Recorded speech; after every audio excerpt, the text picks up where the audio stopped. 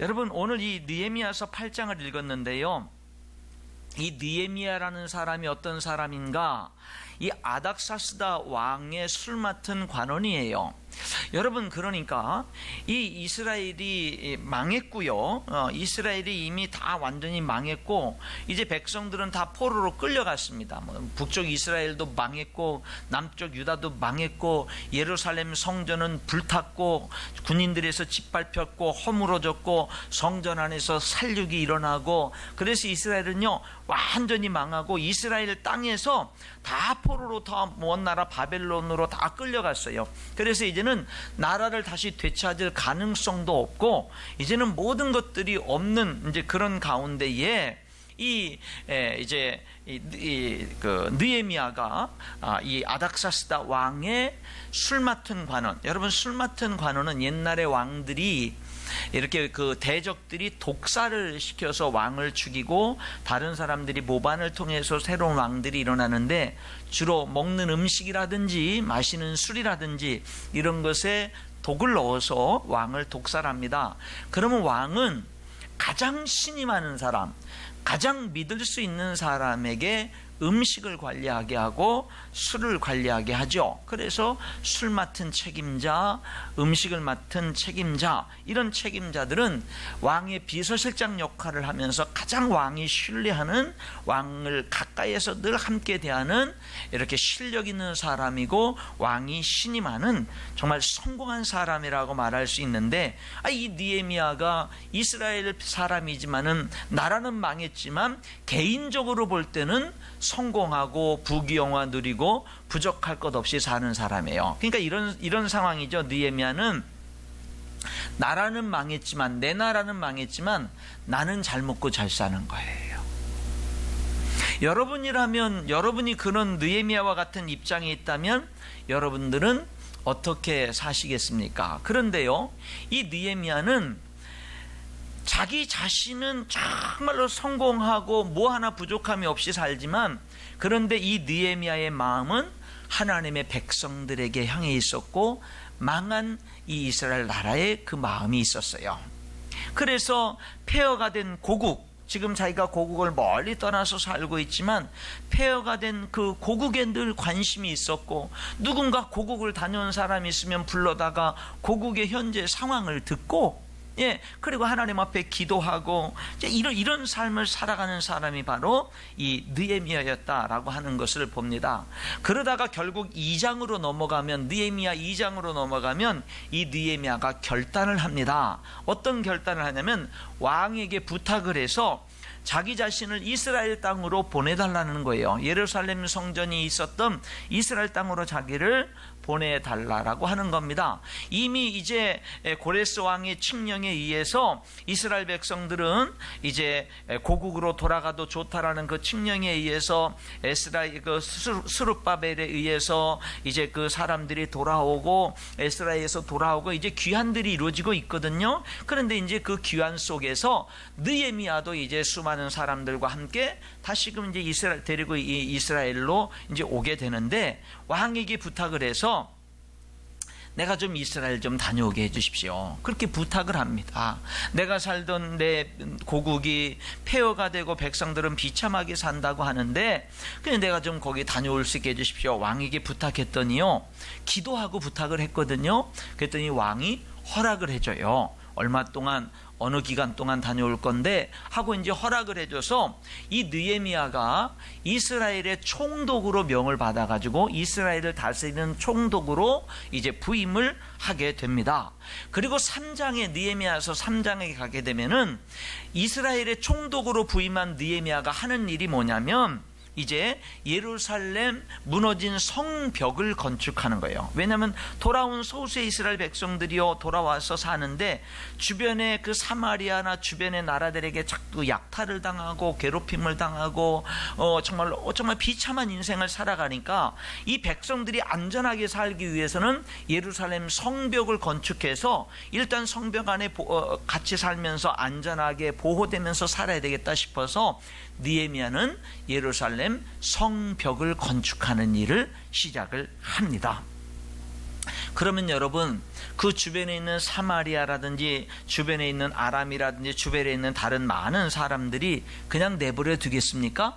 그 성벽을 건축하지, 이스라엘이 다시금 강력하게 자기의 힘을 갖게 되는 이런 것들을 주변의 나라들이 그냥 두지를 못하는 거죠. 그래서 이제 성벽을 하지 못하도록 방해 공작을 합니다. 그래서 예루살렘 성벽을 다시금 쫙 재건을 하는 데 있어서 어려움이 와요. 이제 먼저는 어떤 어려움이 오냐면 외부에서부터 어려움이 오는 겁니다. 외부에서 다른 나라 사마리아로부터, 그 다음에 암몬 사람들로부터, 아스돗 사람들로부터, 아라비아 사람들로부터 여러 주변국들이 이 성벽을 건축하지 못하도록 온갖 회방을 하는 거예요. 뭐 비웃고 우리들이 쳐들어가서 다 죽이고 공격해서 이 성벽을 건축하지 못하게 할 것이라고 소문을 퍼뜨리고 온갖 여러 가지로 위협을 하면서 이스라엘 백성들이 낙담해서 성벽 건축을 하지 못하도록 그렇게 회방을 합니다. 그럴 때 느헤미야는 어떻게 그것을 헤쳐나가냐면 여기 4장 9절에 보니까 먼저 기도를 합니다. 하나님 앞에 기도함으로 헤쳐나가요. 그리고 기도만 하지 않고요, 이스라엘 백성들 성벽 건축에 동원됐던 모든 백성들을 반으로 나눕니다. 반으로 나눠서요, 반은 갑옷을 입고 누가 쳐들어오면은 전쟁할 준비를 갖추고, 반은 이제 벽돌을 쌓고 성벽을 건축하는 그런 일들을 하는 거예요. 그러니까 절반은 일하고 절반은 갑옷을 입고 싸우면서 이제 그 성벽 건축하는 그런 일들을 이루어 나가는 겁니다. 주야로 반과 낫으로 이제 보초를 쏘고 무기를 잡고, 무기를 손에 놓지 않고 한 손에는 무기를 잡고 한 손에는 삽을 잡고 이렇게 하면서 이스라엘 백성들이 일을 해 나가는 거예요. 그렇게 느헤미야서 4장에서 외부의 방해와 공격을 헤쳐나가면서 성벽을 건축하는데, 느헤미야 5장에 가면은 이제 내부에서 문제가 생깁니다. 내부에서 이스라엘 사람들끼리 문제가 생기는 거예요. 어떤 문제가 생기냐면요, 흉년이 들었어요. 흉년이 드니까 먹을 게 없잖아요. 먹을 게 없으니까, 그러나 이스라엘 사람들 가운데도 지도자의 위치에 있는 사람, 부유한 위치에 있는 사람이 있고, 고국에 돌아와서 살지만 여전히 가난하게 사는 사람들이 있는데, 흉년이 드니까 가난한 사람들이 먹을 게 없다 보니까 부자들에게 이제 양식을 꿉니다. 양식을 꾸고 갚을 게 하고 꾸는데 갚질 못하게 되는 거예요. 그러니까 뭐예요? 땅을 저당 잡히고 집을 저당 잡히고 그렇게 했는데 못 갚게 되니까 땅을 뺏기게 돼요. 같은 이스라엘 사람들에게 같은 이스라엘 사람이 땅을 뺏기고 집을 뺏기고 심지어는요, 자녀들까지 종으로 팔려가는 일들이 생기게 되는 겁니다. 그러니까 뭐예요? 성벽 건축을 해나가야 되는데 이런 문제들이 생기다 보니까 이제 원망이 생기고 불평이 생기고 내부에서 분열이 생기게 되는 겁니다. 여러분, 이 일은 느헤미야가 어떻게 해결해 나갔을까? 여기 5장 9절에 보니까 느헤미야가 그 백성들을 다 불러 모아놓고 이렇게 얘기를 합니다. 내가 또 이르기를 너희의 소행이 좋지 못하도다. 우리의 대적 이방 사람의 비방을 생각하고 우리 하나님을 경외하는 가운데 행할 것이 아니냐, 그렇게 말해요. 느헤미야는요, 내부의 문제를 어떻게 해결해 나가요? 우리가 하나님 경외하면서 살아야 되지 않아? 우리가 하나님 두려워할 줄 알면서 살아야 되지 않냐? 이렇게 외치게 됩니다. 그러면서 10절과 11절에 뭐라고 구체적으로 하나님을 경외하기 때문에 어떤 결단을 하라고 이제 도전을 주냐면, 이자 받는 것을 그만하자. 우리가 같은 민족에게 지금 어려울 때니까 이제 같이 어려움을 감내하자. 이제 여유가 있다고 가난한 사람들에게 돈을 빌려줬으면 그 이자를 그냥 더구나 높은 이자를 받는데 이제 우리 이자 받는 거 중단하자. 그리고 일부는 돌려주자. 일부는 그냥 돌려주자. 여러분, 한편으로 보면은요, 이자 받는 거, 그리고 당연히 내가 돈을 빌려주고 이자 받는 거, 그런 거 갖고 잘못됐다, 이렇게 얘기할 수는 없을 수도 있어요. 당연한 거 아니냐, 이렇게 하면서 할 수 있는데, 뭐냐면 어려운 가운데서 우리가 하나님을 경외하면서 살자 라고 이렇게 이야기를 하면서 법적인 어떤 것들을 초월하는 행동, 사랑에 근거한 행동을 여기서 요구를 하게 되는 겁니다. 여러분, 우리가 살아가는 데 있어서요, 자꾸 법을 따지고 자꾸 옳은 것만 따지고 하는 것보다 더 위대한 삶이 뭐냐면 사랑으로 사는 삶인 줄 믿습니다. 하나님을 경외하는 삶으로 사는 거예요. 여기 이스라엘 백성들에게 느헤미야가 도전한 것은 뭐냐면 우리 하나님 좀 경외하면서 살자. 우리 하나님 두려워할 줄 알면서 살자. 우리 이자 받는 거 멈추자. 우리 가난한 사람들에게 일부를 그냥 조건 없이 돌려주자. 그런 것들이 왜 그래요? 하나님 경외하기 때문에. 여러분은 지금 여러분의 삶 속에서 여러분이 정말 하나님을 두려워하는 사람이라면 여러분들이 멈춰야 될 것은 무엇이고 여러분들이 순종해야 될 것은 무엇이라고 생각하십니까? 여기 느헤미야는요, 여기 15절에 이런 고백을 합니다.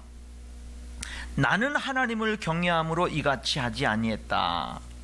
그럼 어떻게 하지 않았느냐? 14절, 유다 땅 총독으로 세움을 받은 때 곧 아닥사스다 왕 제20년부터 32년까지 12년 동안을 이 느헤미야가 총독으로 있었는데 12년 동안 나와 내 형제들이 총독의 녹을 먹지 아니했다. 총독의 월급을 받지 않았다. 내 권리를 포기했다라는 거예요. 15절, 나보다 먼저 있었던 총독들은 백성에게서 양식과 포도주와 은 40세겔을 그들에게서 빼앗았고 또한 그의 종들도 백성을 압제했지만 나는 그같이 아니했다, 이 말입니다. 총독으로서 당연히 다스리는 백성들에게 총독의 월급과 총독의 그 신하들, 이런 사람들이 먹을 수 있도록 당연한 세금을 거두고 이렇게 해야 되지만은 느헤미야는요 12년 동안 총독으로 있으면서 안 했다, 이 말이에요. 왜 안 했느냐면 백성들이 너무 가난하고 백성들이 너무 비참하고 백성들이 너무 불쌍하니까 같이 감내한 거예요. 그러니까요, 뭐예요? 이 느헤미야는 자기가 하나님을 경외하는 그 경외감이 어떻게 나타난 거예요? 12년 동안 총독의 월급을 받지 아니하면서 섬기면서 그렇게 그 총독의 사명을 감당했던 거예요. 그러면서 느헤미야가 하나님 앞에 기도한 내용이 이겁니다. 19절에 내 하나님이여, 내가 이 백성을 위하여 행한 모든 일을 기억하사 내게 은혜를 베푸시옵소서. 그러니까 느헤미야는요, 하나님을 경외함으로 행하면서 하나님 앞에 하나님이 내게 은혜를 베풀어 주세요. 하나님이 내게 보답해 주시고 하나님이 내게 응답해 주세요. 여러분, 하나님이 기뻐하는 일을 행하면서 하나님의 복을 구하는 거예요. 이것이 바로 느헤미야가 하나님을 경외한 행동이고, 이제 하나님을 경외하지 못하는 이스라엘 백성들에게 느헤미야가 뭐예요? 내부에서 일어난 문제들을 해결하는 데는 어떻게 해결하는 거예요? 우리 하나님 두려워하자. 우리 하나님 두려워하자. 하나님 두려워하자. 내부의 문제들은요, 느헤미야가 그렇게 하니까 백성들이 우리가 그렇게 하겠습니다라고 그 말을 다 받아들입니다. 그리고 느헤미야 6장으로 넘어가는데 외부의 공격은 계속됩니다. 외부의 공격은요, 그 일이 끝날 때까지 포기하지 않고 계속됩니다. 나중에는 안 되니까는요, 느헤미야를 죽이려고 시도를 합니다.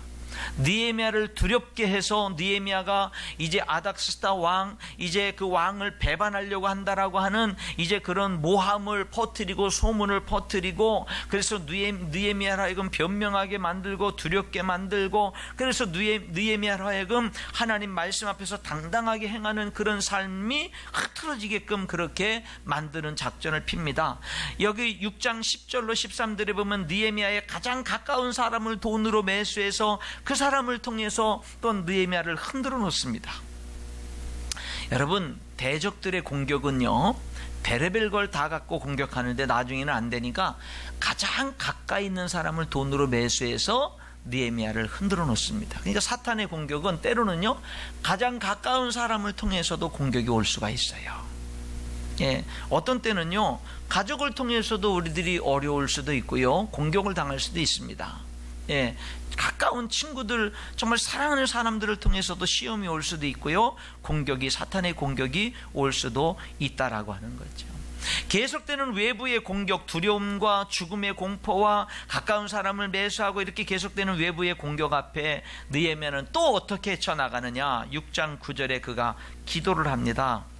여기 6장 9절을 읽어보면 그들이 다 우리를 두렵게 하고자 하여 말하기를 그들의 손이 피곤하여 역사를 중지하고 이루지 못하리라 함이라. 이제 내 손을 힘있게 하옵소서 하였노라. 하나님 앞에 뭐라고 기도하냐면 하나님 내 손을 힘있게 하옵소서. 기도하며 용기 있게 당당하게 두려움을 헤치고 바르게 행동을 합니다. 여러분, 내 손을 힘있게 하옵소서라는 이 번역은 새 번역에서는 이렇게 번역을 했어요. 하나님 나에게 힘을 주십시오. 그렇게 번역했어요. 하나님 나에게 힘을 주십시오. 여러분 한번 따라 하실까요? 하나님 나에게 힘을 주십시오. 여러분 할렐루야, 이렇게 기도할 수 있기를 축원합니다. 하나님 나에게 힘을 주십시오. 두려움이 엄습할 때, 여러분 문제 앞에 부딪혔을 때, 여러분 하나님 나에게 하나님의 힘을 주십시오.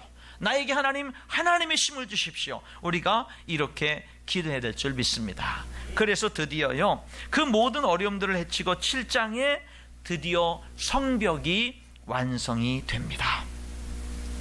성벽이 완성됐어요. 여러분 드디어 이 예루살렘 성벽, 그 수많은 어려움들을 헤치고 성벽이 딱 완성이 됐습니다. 자, 그럼 일이 다 끝난 겁니까? 성벽 완성이 드디어 됐어요. 예, 외부적으로 이제 우리들을 안전하게 보호해 줄 수 있는 성벽이 완성되고 성문들의 문들을 다 달고 문을 잠글 수 있고 이제 이 백성들을 안전하게 잠을 잘 수 있게 하고 하는 이런 모든 것들이 이제 드디어 완성이 됐습니다. 그럼 모든 게 다 끝났습니까? 여러분 그 다음에 진짜 중요한 일이 일어나는 거예요. 그 다음에 진짜 중요한 일이 일어납니다. 여러분 그게 뭐냐면 이제 7장에 보게 되면은요, 성벽이 완성되고 난 다음에 느헤미야가 이 예루살렘을 누구에게 다스리게 하냐면 자기의 동생 하나니에게 다스리게 하고 또 다른 사람 하나냐라는 사람에게 다스리게 합니다. 예, 두 사람, 하나니와 하나냐, 두 사람이 예루살렘을 통치하게 하는 거죠. 이런 거죠. 하나니, 하나냐, 이렇게 얘기하는 거죠. 그렇죠? 이런 두 사람이 이제 이렇게 다스리게 되는 거예요. 이 두 사람이 다스리는데, 근데 여러분 여기 하나냐라고 하는 이 사람은요, 어떤 사람인지가 설명을 해요. 그러니까 그 예루살렘을 다스리는 지도자를 느헤미야가 어떤 사람을 세웠느냐면 여기 2절에 보니까 이렇게 얘기를 합니다. 내 아우 하나니와 영문에 관한 하나냐가 함께 예루살렘을 다스리게 하였는데 하나냐는 충성스러운 사람이요 하나님을 경외함이 무리 중에서 뛰어난 자라. 그렇게 말해요. 이 하나냐라는 사람의 어떤 사람인지를 소개하는데요, 그 사람은 충성스러운 사람, 그 말을 다른 말로 진실한 사람, 이렇게도 표현할 수 있어요. 또 하나는 뭐냐면요, 하나님을 경외함이 무리 가운데서 뛰어난 사람. 그러니까 여러분 다 하나님을 경외하면서 하나님의 백성인데 특별히 하나님을 경외하는 그것이 더 뛰어난 사람이 하나냐인데 그를 지도자로 세웠다라는 거예요. 그리고 난 다음에 이제 모든 것이 완성되고, 자, 성벽이 완성됐어요. 예루살렘을 다스릴 지도자를 세웠어요.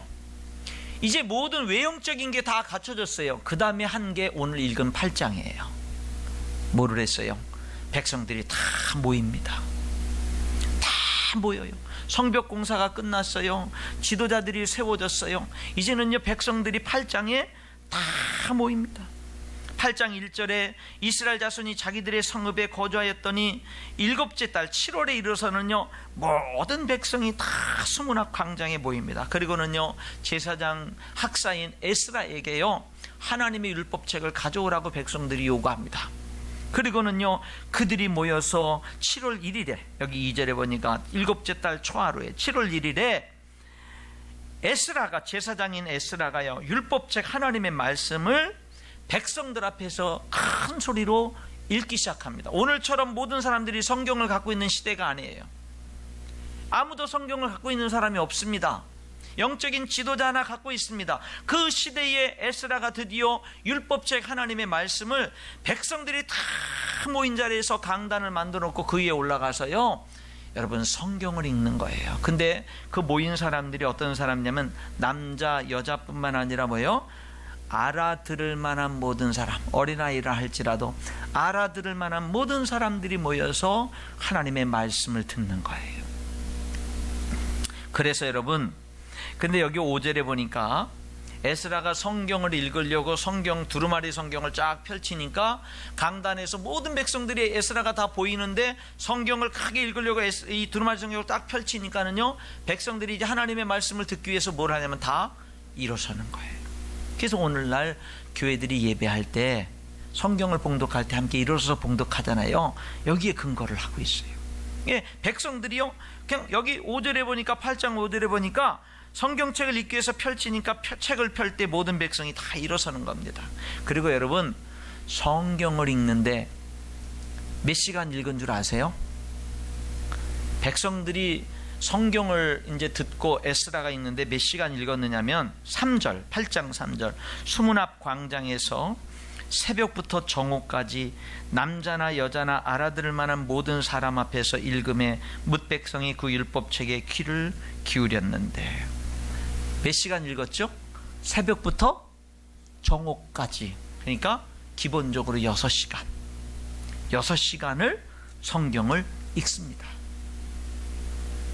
여러분, 지금부터 6시간 성경 읽으면 여러분 어떻게 하실 거예요? 8, 9, 10, 11, 12, 하나, 둘, 새벽 2시까지만 읽으면 되는데 그러면 어떻게 그냥 집으로 안 가시고 계속 계시겠습니까? 예. 이 사람들이 얼마나 말씀을 사모했는지요. 왜냐하면 왜 망했느냐면 나라가 말씀을 버렸거든요. 하나님을 버린 게 말씀을 버린 것으로 나타났거든요. 그러니까 이들이 하나님께로 돌아오는 데는요, 무엇을 다시 붙드는 거예요? 말씀을 붙드는 거예요. 하나님의 말씀.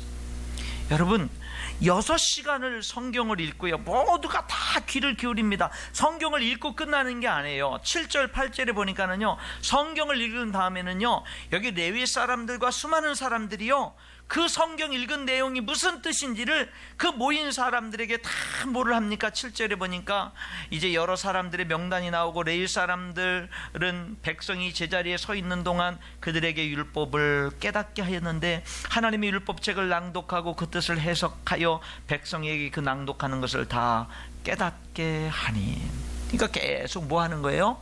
느헤미야가 말씀을 외치면 또 레위인들과 수많은 하나님의 사람들이 그 말씀을 설명해주고 깨닫게 해주고 또 성경을 읽으면 설명해주고 깨닫게 하고 계속 하나님의 말씀의 잔치가 6시간 동안 계속되는 거예요.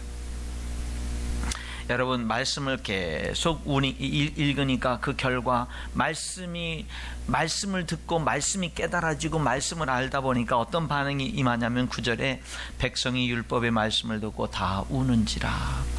우리가 왜 이렇게 비참하게 됐지? 우리가 왜 이렇게 나라가 망하고 이 시간에 다시금 고국으로 돌아왔지만 여전히 이제 정말 페르시아에 있어서 바벨론에 이어서 페르시아에서 지배받는 나라가 되고 조공을 바쳐야 되고 정말 이렇게 연약한 가운데에 이렇게 우리가 이렇게 비참한 운명이 되어버렸지? 위대하신 우주 만물을 창조하신 하나님을 섬기던 우리가 왜 이렇게 됐지? 우리들의 죄악 때문이야. 우리가 하나님을 버렸고 말씀을 버렸기 때문이야. 그러니까 그들이 말씀을 듣다 보니까요, 깨달아지는 거예요. 그래서 뭐 하는 거예요? 다 백성들이 우는 거예요. 하나님 잘못했습니다. 하나님 앞에 막 우는 겁니다. 그러나 그 울음은 이내 10절에 보니까 기쁨으로 바뀌죠. 오늘 거룩한 성일이니까 기뻐하자 하면서 이제 그 우는 백성들을 다시금 기쁨으로 이제 돌이키는 그런 모습을 봅니다. 여러분, 그 다음 날이 됐습니다. 그 다음 날 또 뭐를 했을까요? 전날 6시간 동안을 성경을 읽고 울고 기도하고 다 했어요. 여러분, 그런데 그 다음 날 13절에 보면은요, 13절, 그 이튿날 뭇 백성의 족장들, 제사장들, 레위 사람들, 이 사람들은 다 누구죠? 지도자들이죠. 그 지도자들이 율법의 말씀을 밝히 알고자 하여, 하나님 말씀을 더 밝히 더 분명히 알고자 하여 학사, 제사장 에스라에게 모여옵니다. 그리고 14절에 율법에 기록된 바를 본즉 여호와께서 모세를 통하여 명하시기를 이스라엘 자손은 7째 달 절기에 초막에서 거할지니라 하였고. 그러니까 뭐냐면 그 다음날 또 지도자들이 에스라에게 와서 또 뭐 하는 거예요? 계속해서 하나님 말씀 들려주세요. 지도자들이 와서 또 하나님의 말씀을 밝히 알고자, 더 분명히 더 밝히 알고자 와서 하나님의 말씀에 또 귀를 기울입니다. 그러다 보니까는요, 에스라가 성경을 읽고 가르치다 보니까 거기에 무슨 말씀이 나오냐면, 이스라엘 백성들은 반드시 매년 초막절을 지켜야 된다는 성경 말씀이 나오니까 그들이 말씀을 듣다 뭐 하는 거예요? 우리 초막절 지키자, 그러는 거예요. 우리 초막절 지키자. 그래서요, 성경을 읽다가 깨달으니까 그것을 이제는 뭐 하는 거예요? 실천으로 옮기는 거예요. 그래서요, 이제는 이스라엘 모든 백성들이 초막절을 지킵니다. 성대하게 8일 동안 안식일 해서 그 다음 안식일까지 계속해서요, 이 백성들이 다시금 모여서 또다시 이제 이 초막절 절기를 계속해서 지키는데, 여러분 18절에 보니까 그들이 초막절 안식일부터 그 다음 안식일까지니까 8일 동안의 초막절 절기를 지키는데요, 절기 내내 뭐 하는 줄 아세요? 18절에 에스라는 첫날부터 끝날까지 날마다 하나님의 율법책을 낭독하고 무리가 이래 동안 절기를 지키고 여덟째 날에 규례를 따라 성회를 열었느니라. 여러분, 이 초막절 내내 그들이 또 뭐를 해요? 성경 읽고 말씀 듣는 거예요. 참된 부흥은 하나님께로 돌아가는 겁니다. 하나님과의 관계를 회복하는 겁니다. 하나님을 경외하는 겁니다. 여러분, 부흥은 사람을 통해서 와요. 느헤미야를 통해서 왔어요. 에스라 같은 사람을 통해서 왔어요. 이 시대에 여러분과 나 개인이 하나님의 부흥을 경험할 때 나를 통해서 이 땅에 하나님의 부흥이 임하게 될 줄 믿습니다. 하나님의 부흥은 말씀을 통해서 옵니다. 하나님의 부흥은 말씀을 들은 사람들의 기도를 통해서 옵니다. 회개 기도를 통해서 와요. 하나님의 부흥은 실제적인 삶의 변화된 삶으로 이어지는 줄 믿습니다. 이것이 뭐예요? 성경에서 말씀하는 진정한 부흥이고 우리가 경험해야 되는 부흥인 줄 믿습니다. 어떤 사람은 부흥은 뭐 입신을 하고 뭐 방언을 말하고 그런 것들이 부흥이라고 생각하는데, 여러분, 그런 것들은 다 지엽적인 것들입니다. 그런 것들은 나타날 수도 있고 안 나타날 수도 있는 거예요. 그런 것들이 우리들의 주된 목적이 아니에요. 여러분, 우리들의 목적은요, 말씀으로 돌아가는 겁니다. 말씀이 내 삶 가운데 이루어지는 겁니다. 그리고 성령의 능력이 내 가운데 임하게 되는 것인 줄 믿습니다. 이런 참된 부흥이 이번 귀한 창립 19주년 성회를 통해서, 부흥 집회를 통해서 우리 가운데 임할 수 있기를 주님의 이름으로 축원합니다.